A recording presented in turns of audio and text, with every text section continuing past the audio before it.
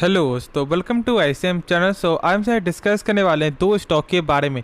पहला यहाँ पे है नाइका, दूसरा है आपका बजाज ऑटो। आप इस वीडियो को जरूर से अंत तक देखना। पहले हम लोग यहाँ पे डिस्कस करने वाले हैं नाइका के बारे में। देखो, आप जानते हो कि इसका कल के दिन यहाँ पे Q4 का नंबर आया था और शायद बहुत से लोग यहाँ पे नहीं भी जानते होंगे। तो एक काम करते हैं, पहले यहाँ पे नंबर देखते हैं और फिर हम लोग यहाँ पे चेक करेंगे कि यहाँ पे एक्सपर्ट का क्या करना है। क्योंकि देखो, यहाँ पे 3 से 4 ब्रोकर जो टारगेट यहाँ पे दे रहे हैं, तो यहाँ पे क्या टारगेट देखने को मिलता है और क्या हम लोग यहाँ पे स्टॉक को बाय करना चाहिए या फिर नहीं, तो हम लोग सारे चीज़ के बारे में डिस्कस करेंगे। लेकिन पहले देखते हैं इसका Q4 का नंबर जो कल आया था और फिर एक्सपर्ट का यहाँ पे क्या बयान आ रहा है। तो आप यहाँ पे देख रहे हो कि सेल्स के हिसाब से जो क्वार्टर में यहाँ पे कमी आते हुए दिखाई दिया था और फिर चेक करो यहाँ पे आपका ईयर के वाइज है ना, तो यहाँ पे लगातार आपको गेन दिखने को मिलता है। और देखो, यहाँ पे सबसे खास बात आपको इस कंपनी का यही है ना कि यहाँ पे सेल्स आपको लगातार बढ़ रहा है। यदि सेल्स यहाँ पे नहीं बढ़ता तो फिर स्टॉक का यहाँ पे हालत जो है और यहाँ पे खराब देखने को मिलता। और यहाँ पे हम लोग प्रॉफिट चेक करेंगे तो देख सकते हो कि प्रॉफिट में कितना ज़्यादा यहाँ पे कमी आते हुए दिखाई दे रहा है। यदि आप चेक करो यहाँ पे आपका ईयर के वाइज है ना, तो ऑलमोस्ट आपका 7.5 करोड़ से घटकर आपका हो चुका है कितना, 2.5 करोड़ से भी नीचे।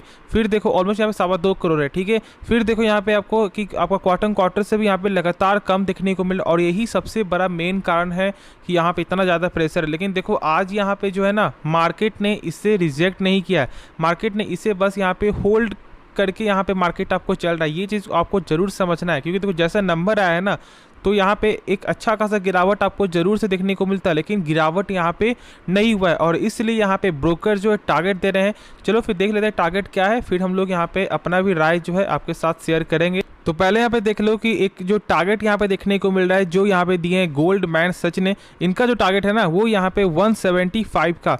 अब देखो फिर यहाँ पे जब आगे चेक करते हैं आपका कोटक का, तो यहाँ भी आपको टारगेट देखने को मिलता है 210 का। फिर देखो यहाँ पे आपका जो है क्या 186 का, और सो यहाँ पे जो टारगेट है वो यहाँ पे दे रहे हैं आपको नुवामा में। तो यहाँ पे 3 जो टारगेट यहाँ पे देखने को मिल रहा है। और यदि फिर हम लोग यहाँ पे चौथा भी जो देखेंगे टारगेट ना, तो यहाँ पे आपको HDFC के द्वारा मिल रहा है 120 का टारगेट। यानी कि ऑलमोस्ट आपका जो 3 जो टारगेट है वो एक अच्छा टारगेट यहाँ पे देखने को मिलता है, लेकिन एक जो टारगेट यहाँ पे कम है। तो क्या हम लोग यहाँ पे स्टॉक को बाय करना चाहिए? लेकिन देखो, एक चीज़ आपको समझना है कि यहाँ पे जो लगभग सारी जो ऑलमोस्ट 4 में से 3 कंपनी यहाँ पे बाय का सलाह क्यों दे रही जानते हो? इनका जो सेगमेंट है जो बिजनेस का ना, उसके कारण, यानी कि फैशन का। और यही जो सबसे बड़ा मेन कारण है कि अभी भी लोग नायका को होल्ड करके चल रहे हैं। और इसलिए मैंने कहा है कि लॉन्ग टर्म के लिए इस कंपनी का स्कोप है।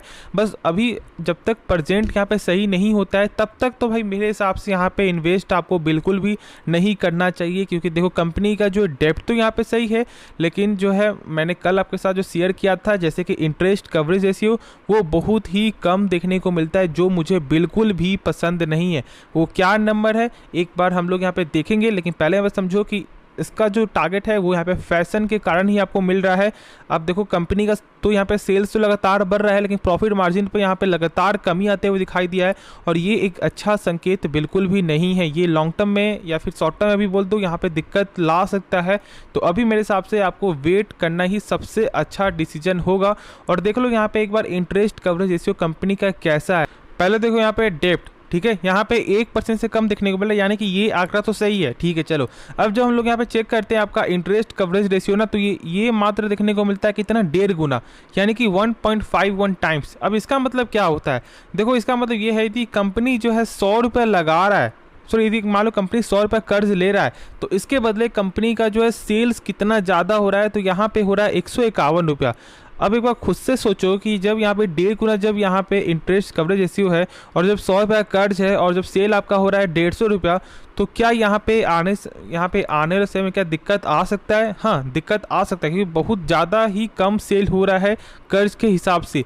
तो ये चीज़ को आपको ज़रूर से जो कंसीडर करना है, और ये एक बेस्ट पैरामीटर में से एक है। बहुत से लोग शायद इसके बारे में आपको नहीं बताएंगे, या फिर बहुत से लोग इसके बारे में जानते भी नहीं होंगे। तो इसलिए मैं आपको बताता हूँ कि कंपनी में इन्वेस्ट करने से पहले उसके बारे में सही से समझो। देखो, इस कंपनी का जो यहाँ पे जो भी इनका सेगमेंट है उसमें कोई भी खराबी नहीं है। लॉन्ग टर्म के हिसाब से आराम से यहाँ पे आप जो इन्वेस्ट करके चल सकते हो, लेकिन प्रेजेंट कंपनी का सही नहीं है, और इसलिए मैं थोड़ा यहाँ पे पीछे हटता हूँ। यदि कंपनी का प्रेजेंट यदि आपको यहाँ पे फंडामेंटल सही रहता ना, तो फिर इसका यहाँ पे आपको वैल्यूएशन हाई होने पे भी लोग जो है इसमें इंटरेस्ट दिखाते हैं, बाई करते हैं, और प्राइस भी बहुत ज़्यादा यहाँ पे गेन दिखने को मिलता है। ये चीज़ को आपको जरूर से समझना, खुद से एक बार इसके बारे में सोचो, उसके बाद ही कोई डिसीजन लेना। तो चलो फिर हम लोग अब नेक्स्ट स्टॉक के बारे में डिस्कस करते हैं। तो स्टॉक का नाम है यहाँ पे बजाज ऑटो। और देखो यहाँ पे इसके बारे में मैंने आपको बताया था ऑलमोस्ट 4300 के लेवल पे कि आप इस स्टॉक को ज़रूर से बाई कर सकते हो, जब इसका यहाँ पे जो मैंने बताया था कि इस लाइन को बस ब्रेकआउट करने दो। और जो लाइन था वो क्या लाइन था वो हम लोग यहाँ पे इसके बारे में डिस्कस करेंगे ही, लेकिन जानेंगे एक चीज़ और कि क्या यहाँ पे अभी आपको फ्रेश एंट्री लिया जा सकता है या फिर नहीं। देखो यहाँ पे सबसे पहले हम लोग जो है ना लाइन के बारे में डिस्कस करते हैं, यानी कि इसका क्या जो रेजिस्टेंस दिखने को मिल रहा था, जब जैसे ही इसका जो लेवल यहाँ पे क्रॉस करते हुए दिखाई दिया तो फिर यहाँ पे आपको धमाका ही देखने को मिला। लेकिन एक न्यूज़ भी यहाँ पे आपको आते हुए दिखाई दे रहा है, और यहाँ पे क्या न्यूज़ है कि देखो यहाँ पे आपको बजाज ऑटो की कंपनी यानी इस कंपनी का जो यहाँ पे एग्जीक्यूटिव डायरेक्टर है उनका यहाँ पे 100% जो स्टेक उन्होंने यहाँ पे सेल कर दिया। अब देखो आप जानते हो कि यदि कोई भी आदमी या फिर कोई भी कंपनी ठीक है जो अपना स्टेक सेल कर रही है तो यानी कि कोई ना कोई तो यहाँ पे खरीदा होगा। और इसके बारे में अभी कोई भी जो यहाँ पे न्यूज़ आपको यहाँ पे कोई भी आपको ऐसा जो इन्फॉर्मेशन देखने को नहीं मिल रहा है, लेकिन ऐसे यहाँ पे न्यूज़ जो देखने को मिल रहा है कि इस कंपनी का जो यहाँ पे एग्जीक्यूटिव डायरेक्टर ने यहाँ पे अपना 100% जो स्टेक है यहाँ पे सेल कर दिया है, ऐसा देखने को मिल रहा है। और इसी के कारण जो स्टॉक में आज के दिन यहाँ पे गेन भी देखने को मिला है। लेकिन एक काम करते हैं, पहले हम लोग इसका देखते हैं टेक्निकल, फिर हम लोग इस कंपनी के बारे में कुछ फंडामेंटल भी यहाँ पे चेक करेंगे। पहले यहाँ पे आप देख लो कि यहाँ पे क्या न्यूज़ है, ठीक है। क्योंकि देखो कि बहुत से लोग ऐसा बोलेंगे कि आपने दिखाया नहीं, तो यहाँ पे आप देख रहे हो कि साफ तौर से आपको लिखा हुआ है कि यहाँ पे 100% जो शेयर उन्होंने यहाँ पे बेच दिया है, ठीक है। तो चलो अब हम लोग यहाँ पे चेक करते हैं इसका कुछ जो टेक्निकल, फिर इसका फंडामेंटल। और आप यहाँ पे देख रहे हो कि देख लो कि जो लेवल जो मैंने बताया था वो था यहाँ पे 4374 का लेवल। और उससे मैंने कहा था कि जैसे यहाँ पे आपको ब्रेकडाउन होगा स्टॉक में गेन देखने को मिलेगा, और उसके बाद यहाँ पे गेन ही देखने को मिला है। लेकिन देखो अब यहाँ पे जो है ना एक अच्छा खासा गेन हो चुका है, तो यहाँ पे अभी आप बाई मत करना, या फिर शॉर्ट टर्म के लिए हो या फिर अभी आप लॉन्ग टर्म के लिए क्यों नहीं सोच रहे। देखो लॉन्ग टर्म के लिए भी ना एक ऐसा नहीं होता है कि आप स्टॉक को जब मन तब बाई कर लो, नहीं। आपका यहाँ पे जो पर्सपेक्टिव क्या बनता है कि आप कंपनी के बारे में टेक्निकल पहले जान लो, उसके बाद फिर आप जो यहाँ पे फंडामेंटल देख लो। सारा कुछ देखने के बाद जरूर से चेक कर लेना टेक्निकल में कि क्या इसका यहाँ पे सपोर्ट में है या फिर नहीं, या फिर ऐसा तो नहीं कि यहाँ पे स्टॉक आपको लगातार ही गेन में देखने को मिल रहा है। तो कहीं ना कहीं करेक्ट आपका होता है, और यहाँ भी आपको देखना कि प्रॉफिट बुकिंग जरूर से देखने को मिलेगा। और एक बार जो लेवल यहाँ पे आपको 4500 टच करके जरूर आपको दिखाएगा, तो ये चीज़ को भी आपको समझना है। बाकी देखो रिस्क यदि आप लेना चाह रहे हो तो फिर आप जो यहाँ पे स्टॉप लॉस को मेंटेन करके ही रिस्क लेना। अब देखो कुछ कंपनी का हम लोग यहाँ पे बेसिक जो है फंडामेंटल भी चेक कर लेते हैं। यहाँ पर चेक करो कि जो कंपनी का ROC है ना वो यहाँ पे 26.5% का, यानी कि यदि कंपनी अपने पर जो 100 रुपये लगा रहा है वही 100 रुपया कंपनी का एक साल बाद यहाँ पे आपका हो जाता है 126 रुपया 50 पैसा, क्योंकि यहाँ पे 26% का ग्रोथ है। और मैंने बताया हुआ है कि ROC हो या फिर आपका ROE दोनों ही ये नंबर 12% प्लस होना चाहिए, और यहाँ पे दोनों ही आपको 12% से प्लस ही देखने को मिलता है। फिर देखो यहाँ पे सेल्स के हिसाब से चेक करोगे तो सेल्स में यहाँ पे लगातार गेन देखने को मिलता है आपका ईयर के वाइज से, लेकिन आपका क्वार्टर के हिसाब से यहाँ पे नंबर सही दिखने को नहीं था।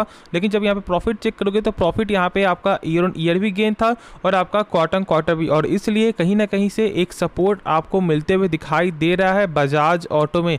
ये चीज़ को आपको जरूर से समझना है। अब देखो होप ये वीडियो पसंद आया होगा। बाकी इस वीडियो में यदि आपको कुछ भी सीखने को मिला, इस चैनल को आप सब्सक्राइब कर सकते हो, इस वीडियो को लाइक करना। तो चलो फिर मिलते हैं नेक्स्ट वीडियो में, तो तब तक के लिए धन्यवाद।